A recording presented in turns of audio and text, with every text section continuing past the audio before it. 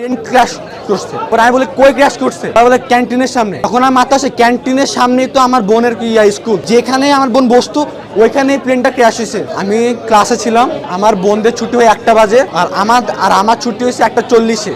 তো আমি যখন ক্লাসে উপস্থিত ছিলাম তখন একটা আওয়াজ হয়েছে অনেক জোরে একটা আওয়াজ হয়েছে। পরে আমি আওয়াজ শুনেই আমি দৌড় দিয়েছি, দেখি প্রত্যেকটা ছেলে মেয়ে দৌড় দিতেছে। পরে আমি বলতেছি কেন দৌড় দিতেছে? বলে প্লেন ক্র্যাশ করছে। পরে আমি বলি কই ক্র্যাশ করছে? পরে বলে ক্যান্টিনের সামনে। এখন আমার মাথা আসে ক্যান্টিনের সামনেই তো আমার বোনের স্কুল, ওর কি হয়েছে? পরে আমি দৌড় দিচ্ছি, আমি দৌড় মারে দেখি আমার বোন যেখানে বসে আছে ওই যেখানে আমার বোন বসতো ওইখানেই প্লেনটা ক্র্যাশ হয়েছে।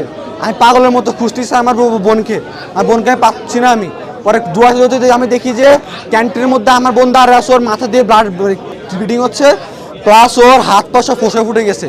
প্লাস আমি যখন যাই তখন দেখি যে অনেকগুলো বাচ্চা 2 ভাগ হয়ে আছে, অনেকগুলো বাচ্চা ছোট ছোট বাচ্চা 2 ভাগ হয়ে আছে, গেটের সামনে 2 ভাগ হয়ে পড়ে আছে, অনেক গার্জিয়ান 2 ভাগ হয়ে আছে। কেউ নর্মালি মারা যায় নাই, প্রত্যেকটা সিভিয়ার খুবই খারাপ অবস্থা হবে, প্রত্যেকটা বাচ্চা প্রত্যেকটা গার্ডিয়ান এভাবে মারা গেছে। তখন আমি আমার কি যে বোনকে নিয়ে আমি লুবানাতে যাই, তখন তারা স্যালাইন দেয়। তারপর স্যালাইন দেওয়ার পরে